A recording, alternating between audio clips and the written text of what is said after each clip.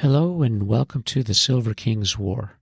I'm Michael Sievers, the writer, producer, and creator of this podcast series about my father's Second World War as a B-26 bombardier. Today we begin the King's letters from France in December of 1944 as he prepares for his first trip to Paris. Stanley writes to his family on December 5, 1944, from A72. Dearest Ones, the old mail is still coming. Thank goodness. If it wasn't for that, I wouldn't be receiving a damn thing. I don't know why I'm not getting any at this APO.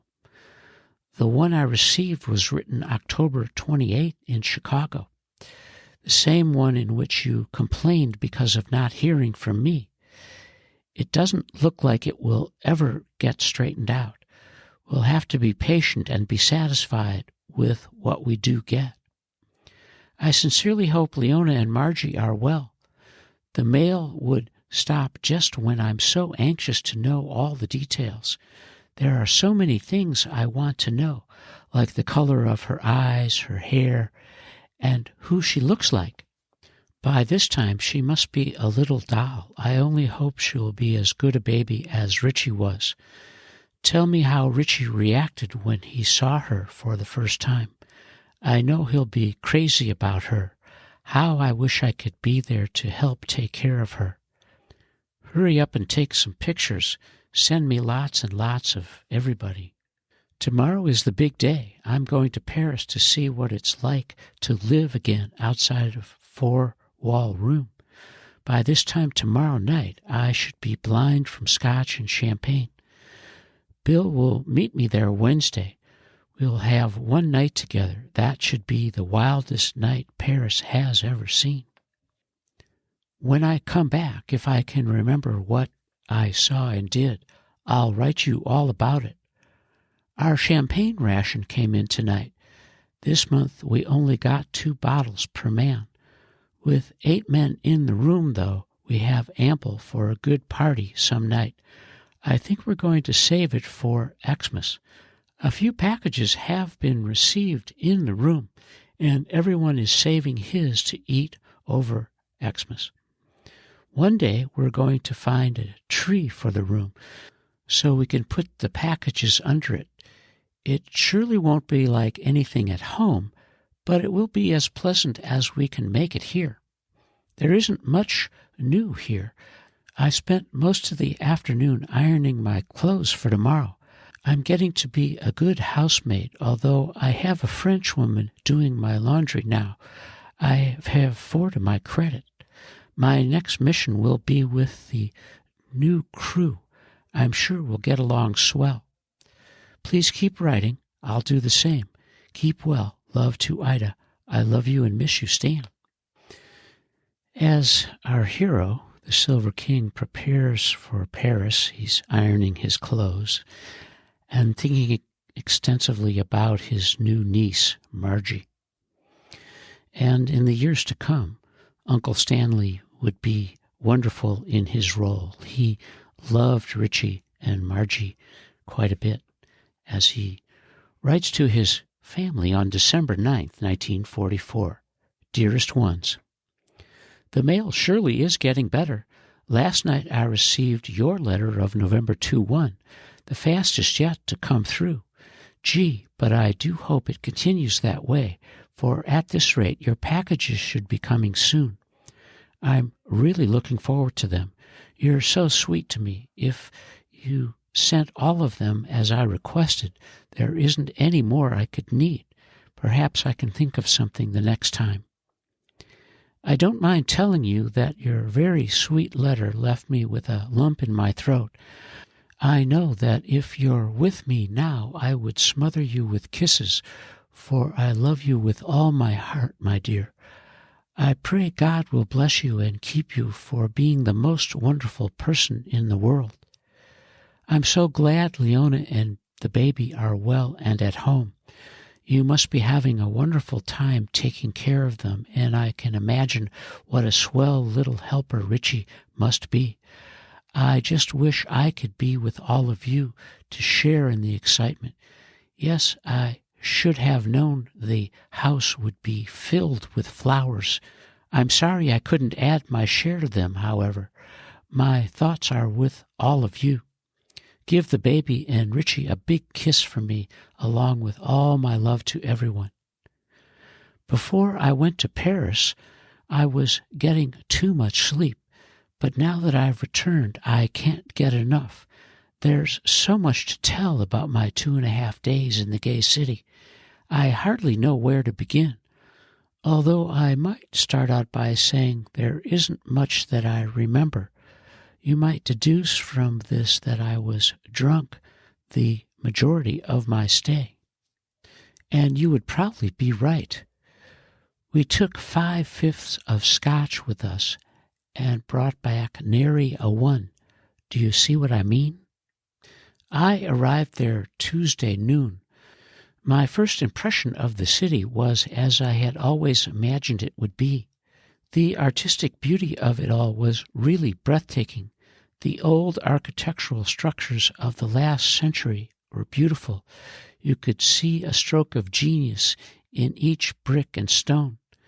The streets are wide, heavy with traffic of every type and description, and the sidewalks are jammed. There really wasn't any evidence of war that I could see.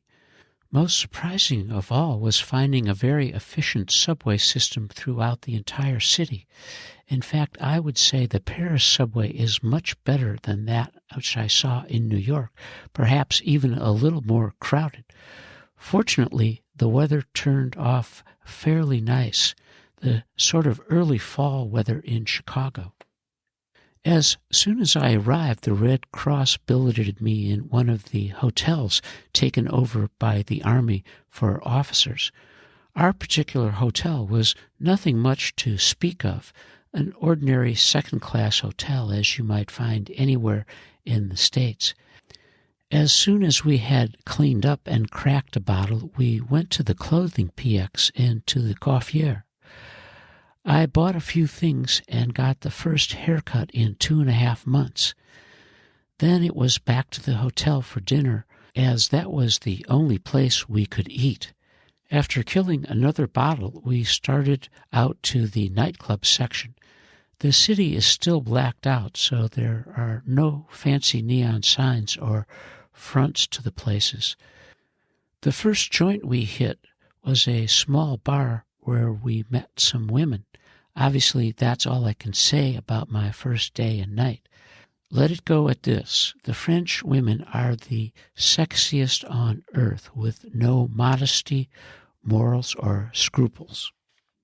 Wednesday, I met Bill. He's fine and sends regards to you. It was swell seeing and being with him again. We were going on a sightseeing tour conducted by the Red Cross, but unfortunately didn't make it in time. So we decided to take a walk down the Champs-Élysées. On the way, we saw the Avenue de Triomphe and the Eiffel Tower. Both are beautiful structures and very impressive. On the famous avenue, I saw the most beautiful women ever. You never saw such crazy but pretty hairdos, and the clothes are stylish and beautiful. The majority of the people speak some, if not good, English, especially the women. You can guess how they picked it up. We stepped in a bar, got tight off champagne, and spent the rest of the evening. There was dancing and a small floor show. The orchestra played American tunes, even a rumba. The women are good dancers. Some can even jitterbug. Believe me, had it been a long time since I had had so much fun. Enough said about the second night. Thursday afternoon we finished the scotch and saw a French stage show. I had planned to do some shopping, but unfortunately my money ran out before I could get around to it. There is a terrible inflation there. The franc is worth only about 1/4 cent in Paris, while we pay 2 cents for one. We take an awful beating from it. But somehow the fun we derive from it repays us. I hope to be able to buy you some perfume when I go again the end of this month. So there you have the complete description of my first trip to Paris. I didn't see as much as I had wanted to, but what I did see can't compare with any city I've yet seen during my travels. In my opinion, there isn't another place comparable to it. I would have written you last night, but by a stroke of misfortune I was drafted to chaperone a dance for the enlisted men given by the Red Cross here on the base. I had to go after the women in a nearby town and after the dance to see that they got back safely. I was dead on my feet because I hadn't had any sleep to speak of, and this morning I was up long before breakfast. As soon as I can finish this, I'll go to bed. I received a letter from Dad also. Yes, he really wrote me, and it's a letter I wouldn't take anything in the world for. Honestly, yours and his letter left me with the warmest glow. I know my morale hit the ceiling. Please continue to write, and above all, keep well. I love you and miss you, Stan. The Silver King's first letter about Paris was 4 long descriptive pages. He saw the sights, including the Arc de Triomphe and the Eiffel Tower, and he loved the night scene and the ladies. Paris has no match in his young life. And that's true for a while as we conclude part 1 of the Silver King's letters, Dearest Ones, from December of 1944 in France. And you are listening to the Silver King's War.